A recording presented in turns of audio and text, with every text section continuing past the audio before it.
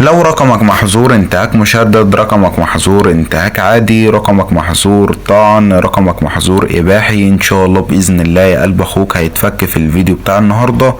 كل اللي مطلوب منك يا قلب اخوك تكمل الفيديو بتاع النهارده للنهايه لو انت فعلا مهتم ان انت تفك الرقم بتاعك بدون اي مشكله خالص. تمام قوي، ان شاء الله باذن الله كل الارقام هتتفك. وطبعا ما تقلقش خالص يا قلب اخوك، مش مطلوب منك غير اللي انت تكمل الفيديو بتاع النهارده للنهايه. تمام، وان شاء الله باذن الله رقمك هيتفك بدون اي مشكله خالص. تمام، يلا بينا على الشرح. السلام عليكم ورحمة الله وبركاته. ازيكم يا اخواتي، عاملين ايه؟ يا رب دايما تكونوا بخير. جاي لكم النهاردة من قناة مندو الحاكم بطريقة فك حظر جميع ارقام الواتساب ان شاء الله باذن الله. تمام، زي ما انتوا شفتوا كده في مقدمة الفيديو، ان شاء الله باذن الله يا قلب اخوك لو انت رقمك محظور طعن، انتهاك مشدد، انتهاك عادي، ان شاء الله باذن الله هيتفك في الفيديو ده بدون اي مشكلة خالص. تمام، فكل المطلوب منك يا قلب اخوك لازم تكمل الشرح بتاع النهارده للنهايه لو انت فعلا مهتم، ولو انت فعلا داخل الفيديو ده علشان تفك الرقم بتاعك بدون اي مشكله. تمام قوي، عشان في تريكات كده هقولها في الفيديو بتاع النهارده مهمه جدا بالنسبه لك، لازم طبعا تكون عارفها. تمام، ولو ما طبقتش الشرح يا اسطى مظبوط بمعنى اصح مش هتعرف ان انت تفك الرقم بتاعك. تمام، دي حاجة. الحاجة التانية قلب اخوك، مش كل الارقام هتتفك بالطريقة اللي انا جاي لك بيها النهاردة دي. تمام، مش كل الارقام هتتفك بالطريقة اللي انا جاي لك بيها النهاردة دي، بس كل ما عليك يا قلب اخوك اللي انت تجرب الطريقة وتسيب الباقي على ربنا سبحانه وتعالى. تمام، وان شاء الله باذن الله رقمك هيتفك بدون اي مشكلة خالص. بس اهم حاجة عايزك تعرفها ان في ارقام كتير جدا الحمد لله اتفكت بالطريقة دي بدون اي مشكلة. تمام، بس كده يا قلب اخوك قبل ما نبدأ الشرح بتاعنا بدون اي مشكلة تشترك في القناة وتفعل زر الجرس لو انت مش مشترك في القناة. تمام، وتعمل لايك يا اسطى على الفيديو علشان اللايك ده هو اللي بيساعد في انتشار الفيديو، ولو انت ساعدت في انتشار الفيديو بتاع النهاردة تمام اكيد طبعا هينوبك الاجر والثواب لاي حد طبعا يفك الرقم بتاعه عن طريقك انت. تمام، كل سنة وانتم طيبين يا اخواتي. طبعا يا اخواتي اي حد مشترك برضو في القناة يا ريت يلغي الاشتراك وتفعيل الجرس ويرجع تاني يشترك في القناة ويفعل زر الجرس، علشان طبعا انا قعدت فترة كبيرة جدا ما نزلش فيديوهات. تمام، علشان الاشعارات تجيلك بدون اي مشكلة خالص. تمام قوي. المهم خلينا نبدأ كده في الشرح على طول علشان ما نطولش على بعض. طبعا يا اسطى كل اللي انت هتعمله يا قلب اخوك يعني كل اللي انت هتعمله هتبدأ اللي انت تعمله هتعمل جيميل جديد. تمام، لانك مش هتبعت من للشركة بمعنى اصح من جيميل واحد. تمام، انت هتبعت من جيميل واثنين وثلاثة ان شاء الله. تمام، لحد ما الرقم يتفك معاك. يعني انت هتفضل تعمل جيميلات بس ان شاء الله باذن الله مش هتتخطى الخمس جيميلات. تمام قوي. المفروض دلوقتي في اكواد يا عم مندو احنا هنستخدمها. الاكواد دي فين؟ الاكواد دي يا اسطى هتلاقيها في قناة التليجرام، وقناة التليجرام هتلاقيها في وصف الفيديو. تمام، الاكواد هتلاقيها في قناة التليجرام، وقناة التليجرام دي هتلاقيها في وصف الفيديو قلب اخوك. تمام قوي. المهم قلب اخوك عايزين نعرف دلوقتي هنعمل الجيميل الجديد ده ازاي. تمام، وهنبعت للشركة ازاي. طبعا يا اسطى انت لما تيجي تعمل الجيميل الجديد، طبعا لو انت ما بتعرفش تعمل جيميلات جديدة اصلا او ما بتعرفش تعمل جيميلات خالص، تمام، حسابات بمعنى صح، قول لي في الكومنتات وانا هنزل لك شرح تفصيلي. تمام، المهم دلوقتي للناس اللي عارفة انت هتعمل جيميل جديد. عند ما تيجي يا اسطى تعمل التاريخ بتاع الجيميل الجديد، تمام، هتعمل 1999 او 1998، المهم ما يعلاش عن كده. تمام، علشان الشركة طبعا تعرف ان انت يعني بني ادم كبير في السن طبعا ومدرك وعارف انت بتعمل ايه بمعنى اصح، وترد برضو عليك بسرعة. تمام قوي كده. دي التركايه الاولانية يا قلب اخوك اللي انا عايزك فيها، والكتير طبعا بيقعوا فيها. تمام، دي حاجة. الحاجة التانية يا اسطى والتركايه التانية، لازم توثق الحساب بتاعك اللي انت هتبعت بيه للشركة، توثقه بالرقم التليفون بتاعك. تمام، صلي على محمد عليه افضل الصلاة والسلام. برضو مش عارف الكلام ده كله يا اسطى قول لي تحت في الكومنتات وانا برضو اعرفك يا اسطى بشرح تفصيلي. تمام، المهم دلوقتي عملنا الجيميل الجديد وخلاص وثقنا الرقم بتاع الجيميل بالرقم بتاعنا. تمام، وخلاص خلصنا الدنيا دي. المفروض دلوقتي اللي احنا هنبدأ نبعت للشركة بدون اي مشكلة خالص. تمام. فانت يا اسطى هتعمل ايه؟ هتدوس يا اسطى على علامة الانشاء اللي هي تحت دي. تمام. ركز معايا يا اسطى عشان تفهم الدنيا ماشية ازاي. بعد ما تدوس كده على علامة الانشاء يا قلب اخوك، تمام، هتطلع تاني علشان ساعات الجيميل بيعلق. تمام. فانت هتطلع تاني كده وتبدأ اللي انت تخش تاني بدون اي مشكلة زي ما حضرتك شايف كده. تمام. ثواني اهوت. وبعد كده هتضغط على علامة الانشاء. تمام. زي ما انت شايف كده يا اسطى كل حاجة اتعدلت معاك اهوت، اللي هو الي الموضوع انشاء رسالة الكترونية. تمام. المفروض دلوقتي هنعمل ايه؟ تابع الشرح معايا يا اسطى علشان تفهم هتعمل ايه بالظبط. تمام. المهم دلوقتي هتطلع يا اسطى خالص وهتجيب الاكواد. طبعا بعد ما تنزلها هتظهر لك بنفس الشكل اللي انت شايفه قدامك ده. تمام. تمام قوي. عندك هنا يا اسطى بريدات الشركة دي طبعا هتاخدها نسخ كلها. بعد كده قلب اخوك ده طبعا الموضوع. عندك هنا الرسالة اللي انت هتكتبها قلب اخوك. تمام.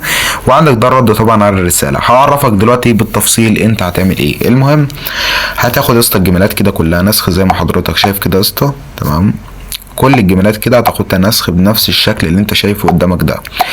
ما تتنصحش قلب اخوك وتاخد لي 3 بس ولا 4 بس. الجميلات ديت يعني فايدتها ايه بمعنى صح؟ علشان تخلي الشركة ترد عليك على طول. تمام.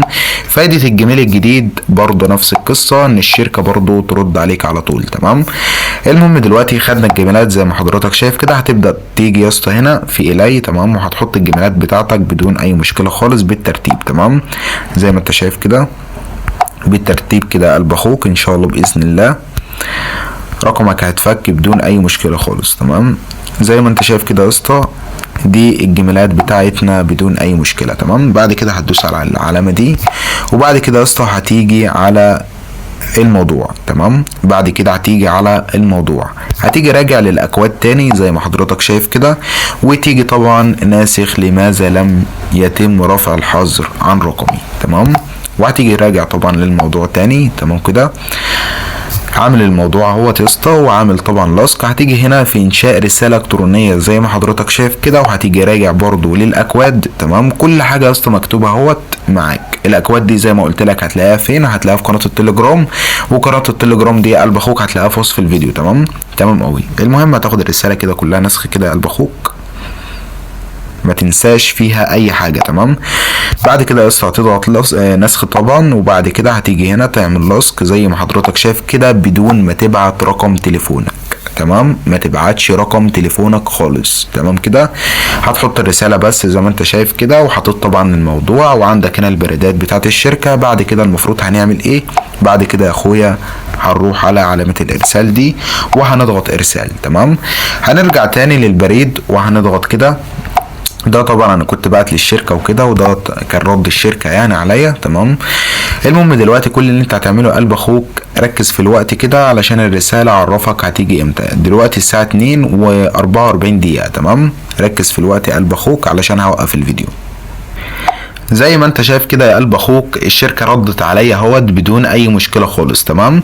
عندك الساعه 2 لو ركزت في الوقت فوق هتلاقي الساعه 2:45 بالظبط، يعني بالظبط دقيقه واحده والشركه ردت علينا بدون اي مشكله خالص. تمام.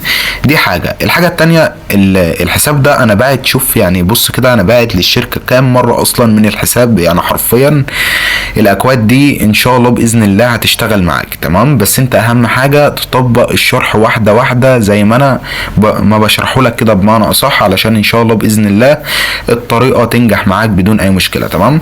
المهم دلوقتي الشركه ردت علينا اهيت بدون اي مشكله خالص. هنعمل ايه؟ هنخش كده نشوف رد الشركه علينا عامل ازاي.